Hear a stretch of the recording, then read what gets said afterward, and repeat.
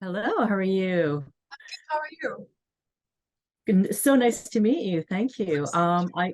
I guess I'll just start off. I'd like to first address our audience. Hi, my name is Susan Hanson. I'm the festival director for VAFF, and thank you very much for watching this film.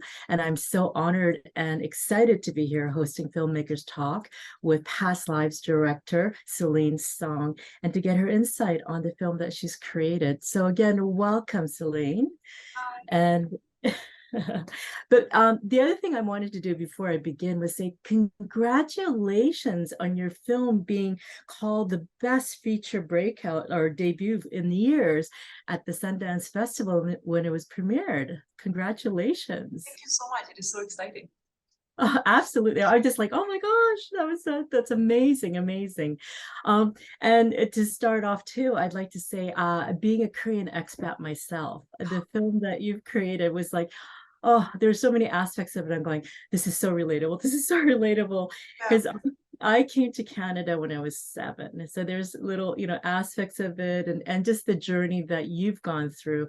I mean, obviously it's very different, but at the same time, I see so many similarities. And then you having married a non-Korean as well as yeah, as myself, it's just like there was so many aspects to it. It's like, oh, it was just, it really hit home for me. So thank you so very much for creating this film, not just for the general audience, but for people like myself, ex Korean expats. And it's just thank you. And to have a fellow Korean, in your case, Canadian and American now, to be in this platform to have created such a film is just so amazing. And to, for you to be recognized for the talent that you have. It's so long overdue, and it's amazing that you're getting it now. So, congratulations. Thank you so much. So let's dive into your film. Like I said, I really, really enjoyed it. I want to start by the very, very beginning scene where you have, the three characters, Hesong, Nayoung, slash Nora, and Arthur sitting at the bar, and people are just wondering what their relationship's about. So tell us a little bit about that. Well, I found myself in East Village in New York City, sitting between my childhood sweetheart from Korea and my white American husband on the other side, who's also a writer. And I really felt something really special pass through me in that moment because I was not only the translator between the two, but I also could feel like I'm both a portal and a bridge to these two cultures or these two worlds too. And I felt like suddenly like I was able to collapse space and time. Yeah. There was something really magical that was happening that I think that really was an inspiration point for me to really start. And then the way that the film begins is that like the choice to have it be something that was always an initial decision. It was the first thing that I ever wrote, and it's really the scene that really set me forth to really make this film, which is this scene where the unseen strangers are talking about who these three people are to each other. And it really was about me sitting in that bar with my house sweetheart and my husband, and me really feeling like there are people at the bar and people who were like other patrons in the bar, or people who were serving us drinks, sort of looked at us like, who are these people to each other? Because they're such a weird looking trio. They're such so strange. And I think that I remember making eye contact with one of them and thinking like, actually, um, first of all, like, what wouldn't you like to know?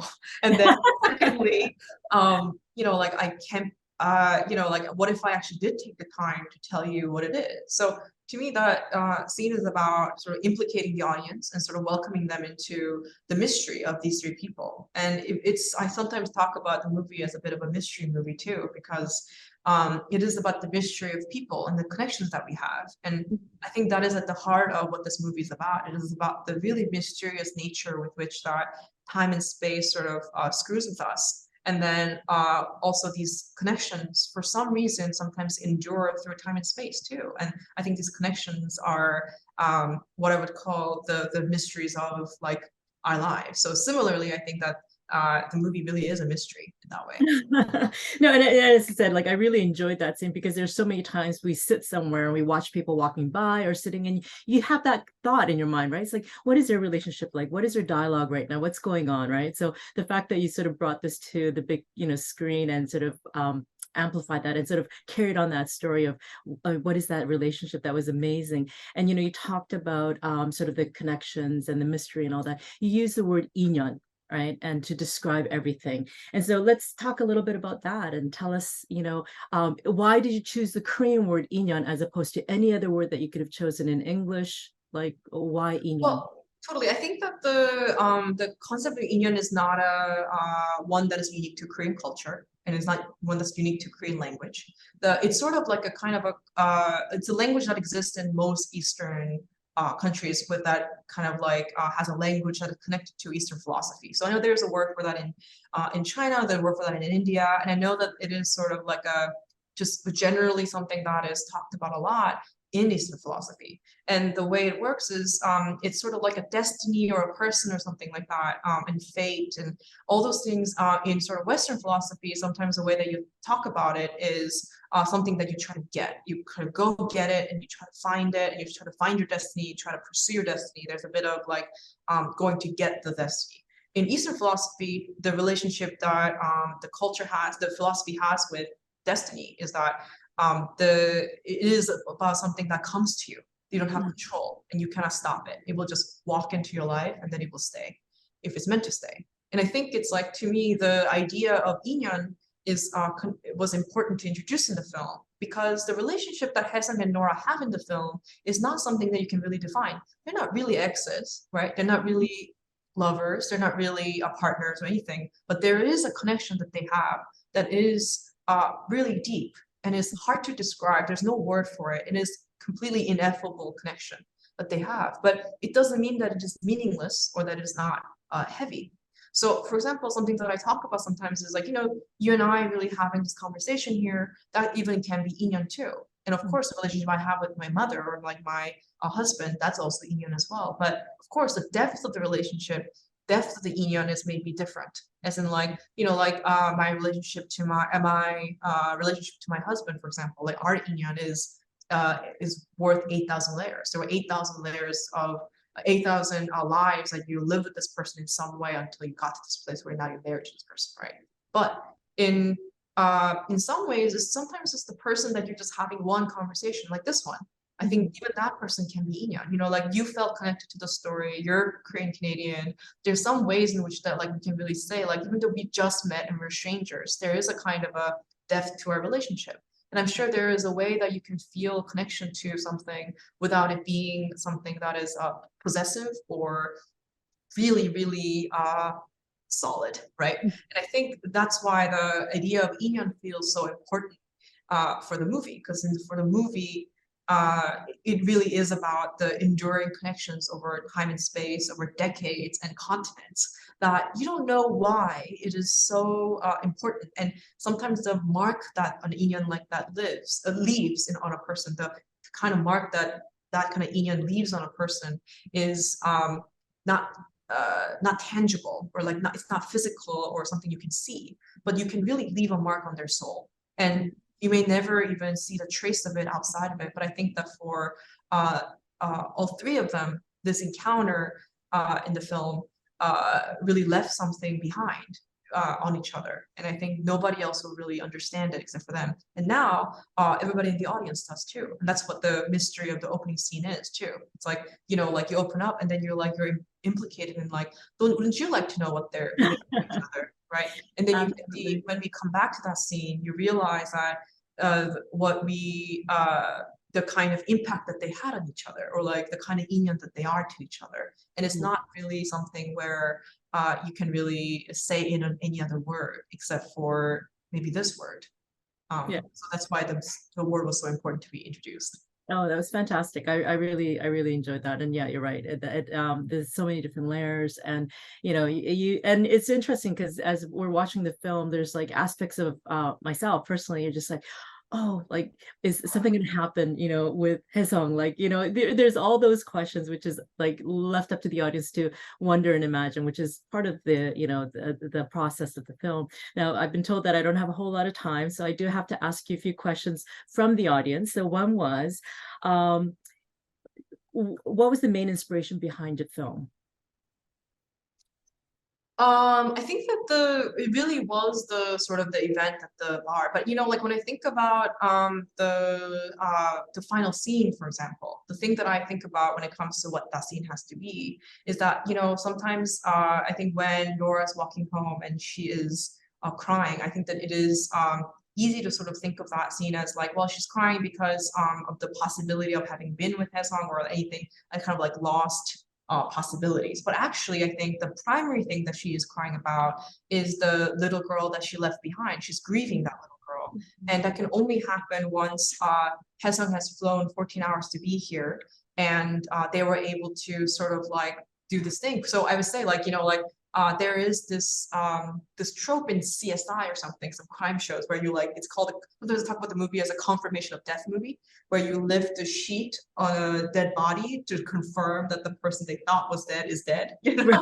So I think that's a part of like what this what the whole movie is in a way, because Haesung, by saying goodbye to each other as children, they know that like that little girl is maybe is gone because now she's grown up and she's a different person now. But I think what happens is that as we sort of go through that, the I think the what she's crying about or what she is grieving in that moment is the little girl that she left behind. And the thing is, I sometimes talk about the movie also as like movie with three goodbyes. And I think of it as sometimes as two bad goodbyes and one good one, So the first two times that Haesung and Nora say goodbye to each other, they are it doesn't stick because they're too young to do it properly. So both the times that they sort of hurt each other a little bit and then they do kind of a really bad goodbye. But the final goodbye, the one that sticks, and then the final goodbye that allows for the movie to end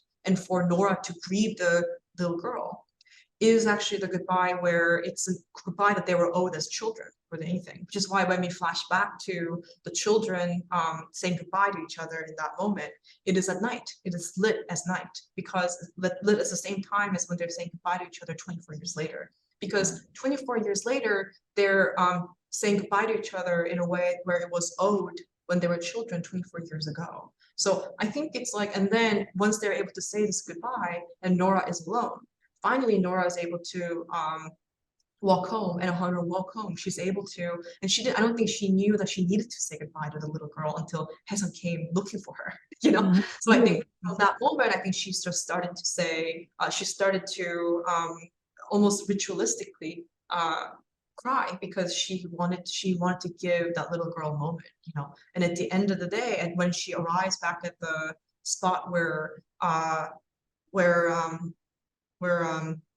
Arthur is on the stoop, to me, when she gets back there, she is able to sort of like move forward, and then Arthur is able to see her as a kid, and Arthur is able to sort of be there for her present.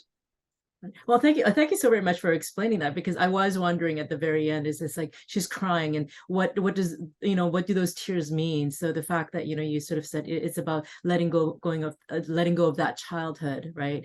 Yeah.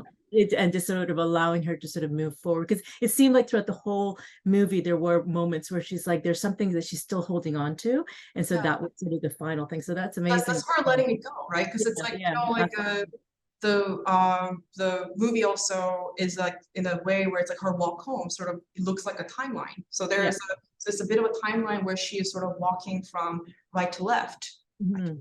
Right to left. Yeah. So it goes from present to the past. So she walks Haesung there to the spot in the past, and they wait for 2 minutes. The car comes and then takes Haesung away back into the past. Right. And then Nora turns around and she starts walking towards the present and the future. And in doing so, she's letting go, and she's sort of, she is able to grieve something.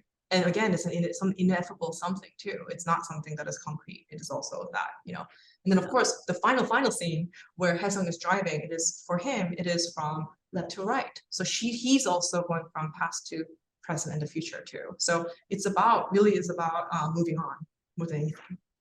Well, thank you so very much. I've just been told that we're out of time. I'm so like, oh, I wish we could sit here and just talk for hours because so many more questions for you. But thank you so very much for taking the time to join us and to give your insight. It's an amazing movie. I wish you the best of luck and everything. And you know what, the way things are going in terms of how your talent is and everything else, we are so confident that this is going to go very big. So once again, congratulations. Thank you so much for having me. Thank you for showing it to Vancouver and everything.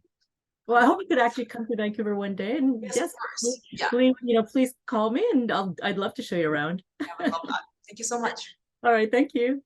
Bye.